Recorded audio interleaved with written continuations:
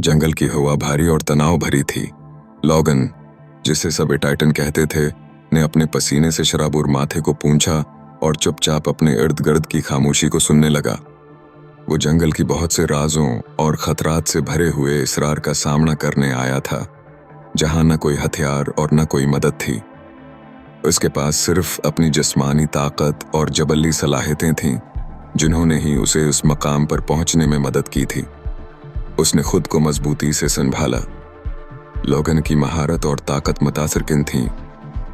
उसका बदनी तनासिब, एक देवकामत जिसने न सिर्फ ताकत की अलामत बनकर खुद को परवान चढ़ाया था, बल्कि ये भी जानता था कि वो किसी भी खतरे का सामना कर सकता है। लेकिन जंगल के दिल में खतरा बस एक लम्हे की दूरी पर था। जैसे ही वो चुपचाप खड़ा था, एक चीता नमूदार हुआ। इसके सुनहरी आंखों में मौत का आईना झलकता था। ये एक महलिक शिकारी था, तेज रफ्तार और बेपनाह हिनर का हामिल। चीता खामोशी से अपने शिकार का दायरा काटने लगा। लॉगन ने अपनी मुट्ठियां भींची, जानते हुए कि उसके पास सिर्फ एक रास्ता है, लड़ना। चीता ने एक धाड़ के साथ झपटा। लॉगन ने अपनी हरकत से बचते हुए कड़ी मेहनत की। वो पूरी कूद से चीते के जिस्म पर मका मारता है, मगर चीता महारत से हुआ में पलट गया।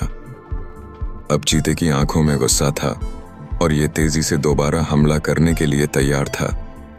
चीता का धाड़ फिर से सुनाई दिया और लॉगन ने अपने जिस्म को बचाने के लिए बाजू उठाया, मगर चीते की पंजे उसके जिस्म में पिवस्ट हो गए। खून बहने लगा, पर इस दर्द ने उसकी कूद को बढ़ाया। उसने नजदीक मौजूद एक मोटी शाख उठाई और चीते के पहलू पर जोर से दे मारी। उसके बाद चीता खौफ और गुस्से के साथ पीछे हटा। लॉगन के लिए यह लम्हा था। उसने अपनी सब तवानाई जमा की और चीते को दबूचा। वो जमीन पर गथम गथा हो गए। चीते के तेज दांत उसके चेहरे की जानिब थे। लॉगन ने एक जबरदस्त झटका दिया। चीते को नजदीक एक दरख्त से दे मारा। जोरदार टिकर के बाद चीता संभला और धीरे धीरे जंगल के अंधेरे में गायब हो गया।